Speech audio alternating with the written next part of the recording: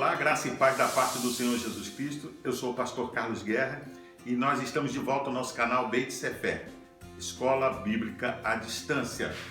Nós estamos estudando a revista Palavra e Vida no segundo trimestre de 2020, que tem como tema a vida de Paulo.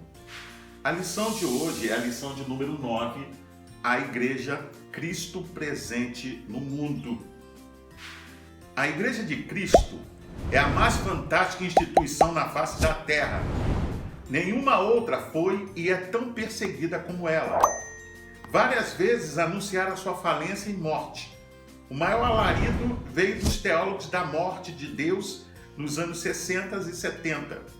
Em nosso tempo, ela é duramente atacada por teólogos e pensadores cristãos, que a chamam de alienada e irrelevante.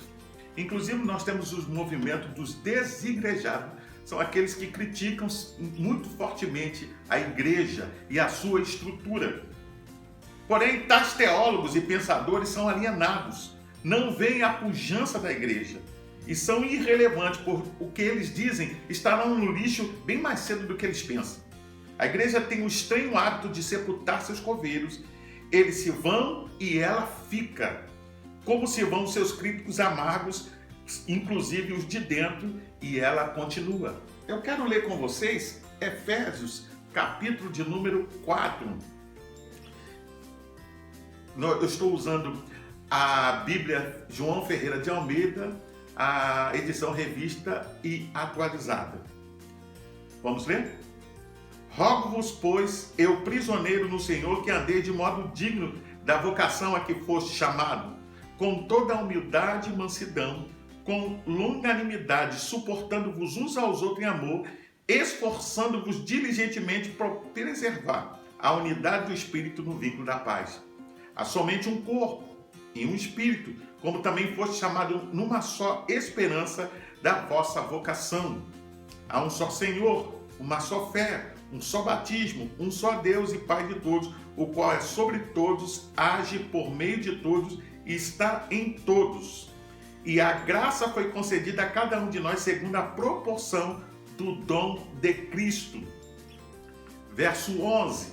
E ele mesmo concedeu uns para apóstolos, outro para profetas, outro para evangelistas e outro para pastores e mestres, com vista ao aperfeiçoamento dos santos, para o desempenho do seu serviço, para a edificação do corpo de Cristo, até que todos cheguemos à unidade da fé e do conhecimento pleno do Filho de Deus, a perfeita varonilidade, à medida da estatura da plenitude de Cristo, para que não mais sejamos como meninos agitados de um lado para o outro e levados ao redor por todo o vento de doutrina, pela artimanha dos homens, pela astúcia com que induzem ao erro, mas seguindo a verdade em amor, cresçamos em tudo naquele que é a cabeça, Cristo, de quem todo o corpo, bem ajustado e consolidado pelo auxílio de toda a junta, segundo a justa cooperação de cada parte, efetua o seu próprio aumento para a edificação de si mesmo em amor.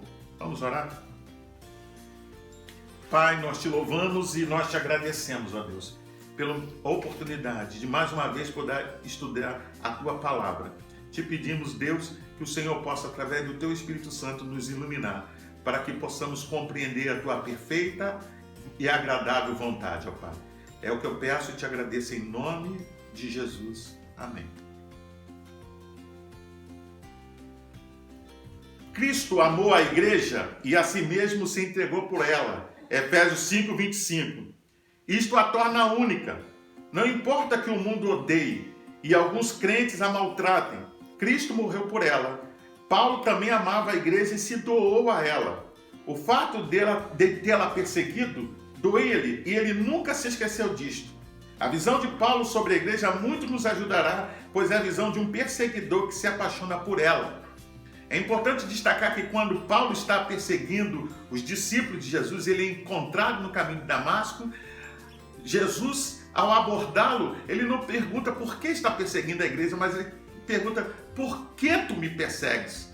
É importante declarar então de que perseguir a igreja é perseguir Cristo. Por isso que a igreja é Cristo presente no mundo.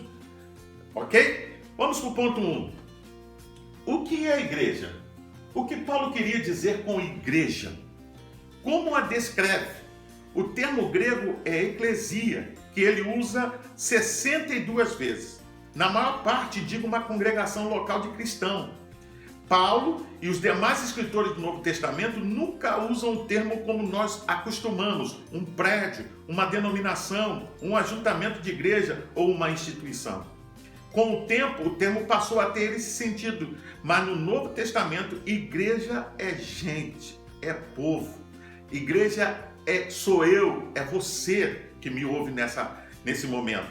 Em Atos 20, 28 e Apocalipse 5, 9, a igreja que Jesus comprou se compõe de pessoas, não de prédios ou instituições. Vamos ler? Atos dos Apóstolos 20 a 28. Olhai, pois, por vós e por todo o rebanho sobre o que o Espírito Santo vos constituiu bispo, para que apacentardes a igreja de Deus, que ele resgatou com o seu próprio sangue. Apocalipse 5, 9. E cantavam um novo cântico, dizendo: digno és de tomar o livro e de abrir os seus selos, porque foste morto e com o teu sangue nos compraste para Deus de toda a tribo e língua e povo e nação. Eclesia vem de ekkalel, chamar, verbo usado na convocação de um exército. Mais tarde passou a ter o sentido político. Cidadãos no uso dos direitos civis, reunidos para tomar decisões. O termo é usado assim em Atos dos Apóstolos 19, 32, 39 e 41, como fosse assembleia. Difere de demos, povo, multidão, por ter um caráter organizado. Paulo não lhe dá sentido político, pois é uma eclesia em Deus Pai e no Senhor Jesus Cristo. E Jesus disse que seria a sua igreja, Mateus 16, 18. Igreja, portanto, na maior parte das vezes, é um grupo local de pessoas reunido em nome de Deus por causa da fé em Jesus Cristo. É o povo de Deus reunido. 1 Coríntios 11, 18 fala: quando vos reunis como igreja. É importante declarar que quando nós podemos dizer, em uma definição muito clara, é que primeiramente eu sou a igreja. Você é a igreja. Mas quando nos reunimos para estarmos em comunhão, também somos igreja. Ponto 2. A dimensão universal da igreja. A carta aos Efésios é chamada a rainha das epístolas. É o mais profundo tratado sobre a teologia da igreja já escrito. Nela, o sentido de eclesia é mais amplo que reunião local. É uma assembleia universal, como em Hebreus 12, 23. Assim, Paulo usa o termo em Efésios, né, e tem vários textos aqui, 1, 22, 23, 3, 10 e 21, 5, 23, 24, 27, 29 e 32. É oportuno você ler todos esses textos, mas por causa da brevidade do tempo que nós temos aqui, nós não podemos ler todos os textos que aparecem na lição, mas eu convido a você que está me ouvindo, está assistindo esse vídeo, que você faça isso com mais calma depois de assistir a lição. Vamos ler, para nosso melhor entendimento, Efésios 3, 10 e 21, que diz assim: para que agora, pela igreja, a multiforme sabedoria de Deus seja conhecida dos principados e potestades nos céus. E o versículo 21, a essa glória da igreja por Jesus Cristo em todas as gerações, para todos sempre. Amém. Ainda Hebreus 12, 23, a universal assembleia e igreja dos primogênitos, que estão inscritos nos céus, e a Deus, o juiz de todo, e aos espíritos dos justos aperfeiçoados. Então, é importante destacar, né, que o termo alude não apenas aos salvos por Cristo no local, mas a todos os salvos de todas as épocas. Os salvos de todos os tempos são a Assembleia de Cristo. Já há uma no céu. Veja, também a Assembleia do Cordeiro em Apocalipse 19, 1 e 6. Depois você lê isso em casa. E há uma eclesia aqui na terra, chamada de igreja militante. É a eclesia de Cristo que prega, sofre e testemunha. Eram militantes as eclesias do Apocalipse e as eclesias de que Paulo destina nas suas cartas e são as nossas. Então é importante declarar que há uma igreja militante, da qual nós pertencemos, e há uma eclesia que já está no céu. Ou seja, a igreja de Cristo, ela não só compõe aqueles que estão hoje na igreja, e aqueles que ainda vão se converter, mas aqueles que já serviram ao Senhor em todos os tempos, em todas as eras, e que aguardam a manifestação do Filho de Deus, quando ele vem buscar a sua igreja e reunir todos.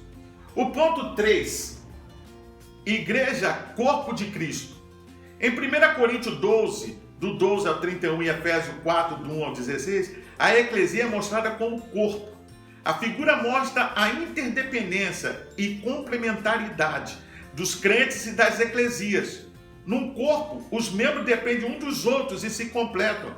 A igreja é um grupo de pessoas que deve viver em solidariedade.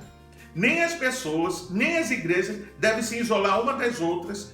Vejam principalmente em 1 Coríntios 12, 27. Isto é importante porque os batistas confundem a autonomia da igreja com isolamento. O pé não vive isolado da mão. Vamos ler aqui Efésios 1, 22 a 23. E sujeitou todas as coisas a seus pés, e sobre todas as coisas o constituiu como cabeça da igreja, que é o seu corpo, a plenitude daquele que cumpre tudo em todos. Ainda Efésios 2, 22, no qual também vós juntamente sois edificados para a morada de Deus em espírito. E João 14, 23, Jesus respondeu e disse: se alguém me ama, guardará a minha palavra, e meu Pai o amará, e viremos para ele e faremos nele morada. Como foi dito, é importante destacar que a igreja deve viver em solidariedade. Deve haver uma unidade, apesar de toda a diversidade.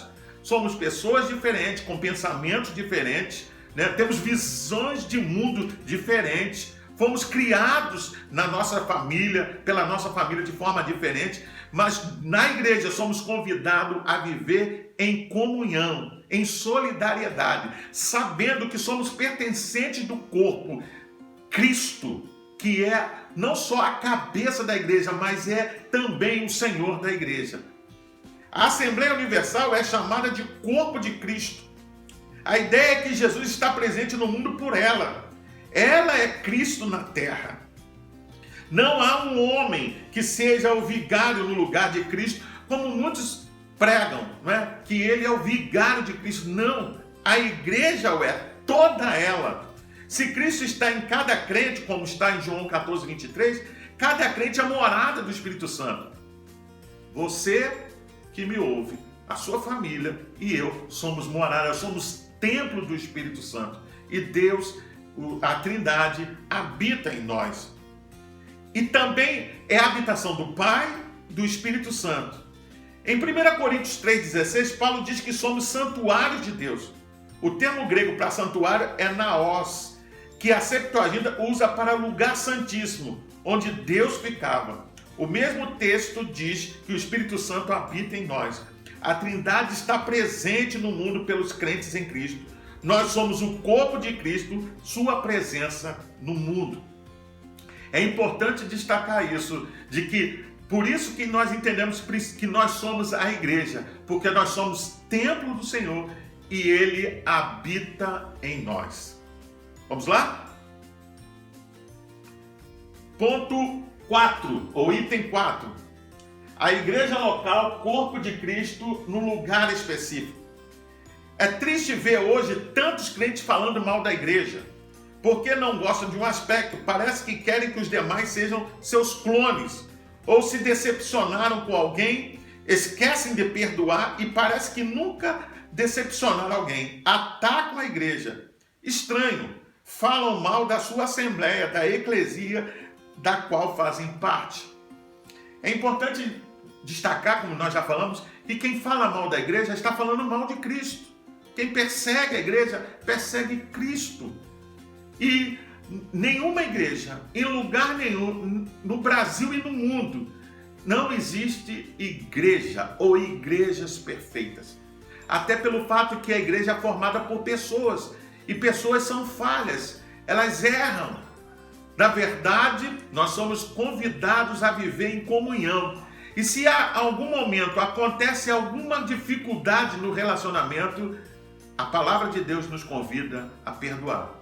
Por isso, quem se coloca numa posição de estar magoado, inimigo, lutando contra uma liderança, contra um pastor ou contra uma igreja, está em sérios apuros, porque ele está lutando não contra aquela pessoa ou contra uma liderança, ele está lutando contra o próprio Senhor Jesus.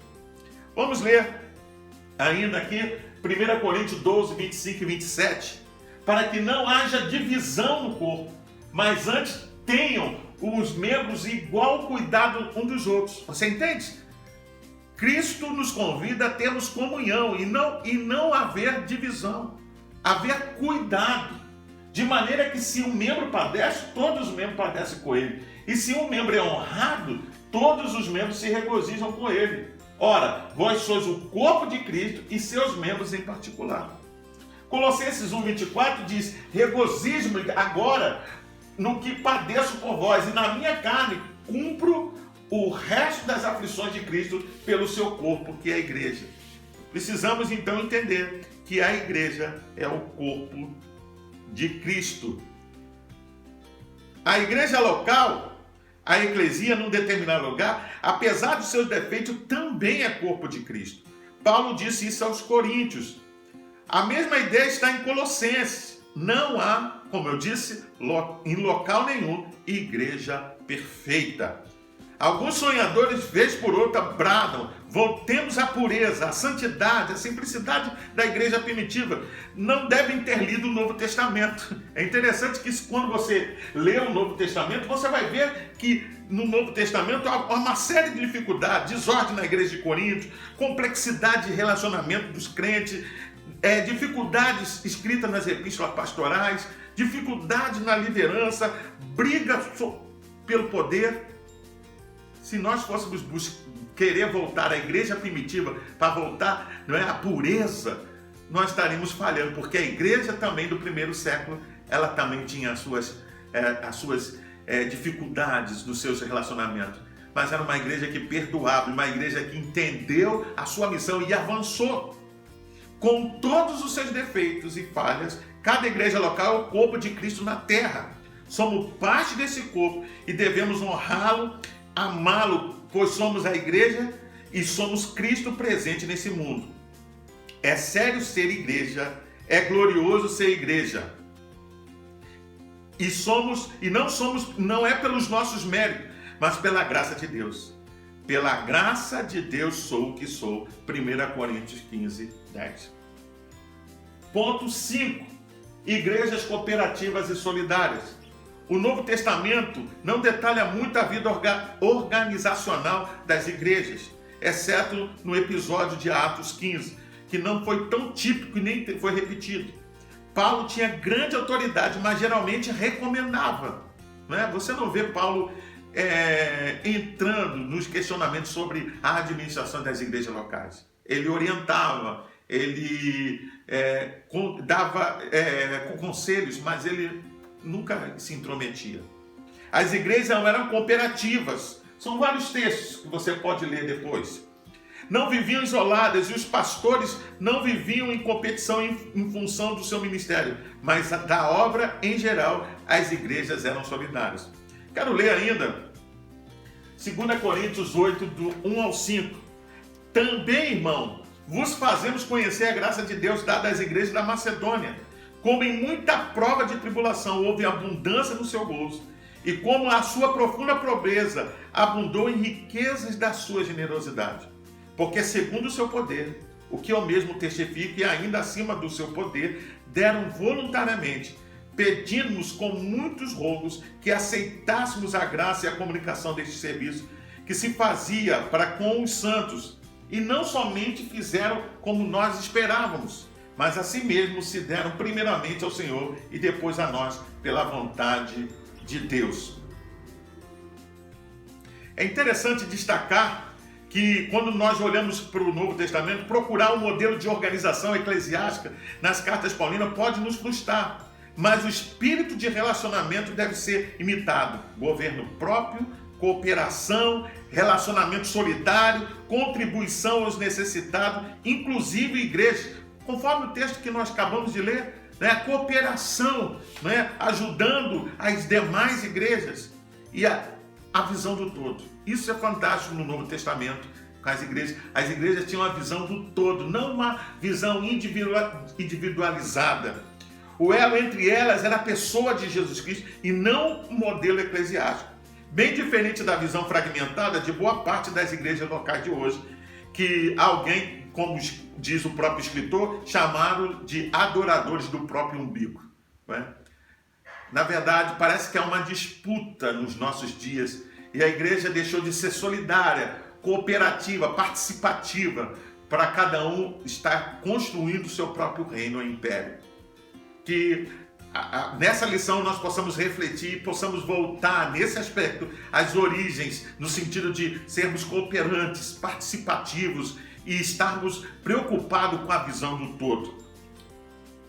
Ponto 6. Uma ideia fantástica. A igreja nasceu idealmente na eternidade, na mente de Deus. Antes de haver mundo, Efésios 1:4. Entrou na história pela pessoa mais fantástica que já viveu, Jesus Cristo, Mateus 16:18.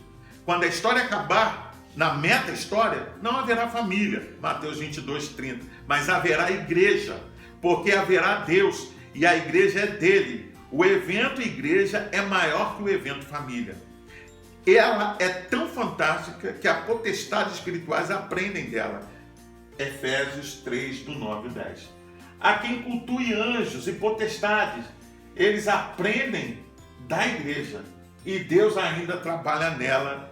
E Ele trabalha em mim e trabalha em você e na sua família. Para aperfeiçoá-la. A igreja é a menina dos olhos de Jesus que morreu por ela. Como conclusão, para pensar e agir. A igreja é de Cristo. Não queira ser dono dela. Não aceite donos humanos da igreja. Ela pertence a Cristo. Somos parte dela, cuidamos dela e devemos honrá-la. Nem eu, nem você, pastor algum, líder algum, é dono da igreja. A igreja pertence ao Senhor Jesus. E quanto mais cedo a gente aprende isso, mais a gente é abençoado por viver uma vida para que o nome do Senhor Jesus seja exaltado. Seja feliz em ser igreja. É o maior privilégio que alguém pode ser a igreja de Jesus, salva por Ele. E terceiro, ame a sua igreja com paixão, doe-se a ela. Eu quero ainda convidar você para fazer as leituras diárias, que vão de segunda a domingo. E tem vários textos, né, que serão importantes para a melhor compreensão da lição. Na descrição do canal, você vai também ver o link que leva à revista Palavra e Vida, que você pode baixar no seu celular, no seu computador, no seu tablet. Enfim, fique à vontade, você pode fazer, é só se cadastrar e você baixa essa revista e você pode fazer o acompanhamento. Por fim, nós estamos chegando ao final de mais uma lição. Eu sou o pastor Carlos Guerra, nós estamos no canal Beit Sefer, Escola Bíblica à Distância. Espero sinceramente que essa lição tenha abençoado a você e a sua família e que nós possamos nos ver numa próxima ocasião para juntos estudarmos a palavra de Deus. Eu tenho certeza e convicção que cada vez mais que nos aprofundamos e entendemos a vontade de Deus através das Escrituras, somos abençoados. Que o Senhor te abençoe e te guarde. Que a graça do Senhor só possa estar sobre ti e sobre a sua família e que Deus te abençoe em Cristo Jesus. Amém.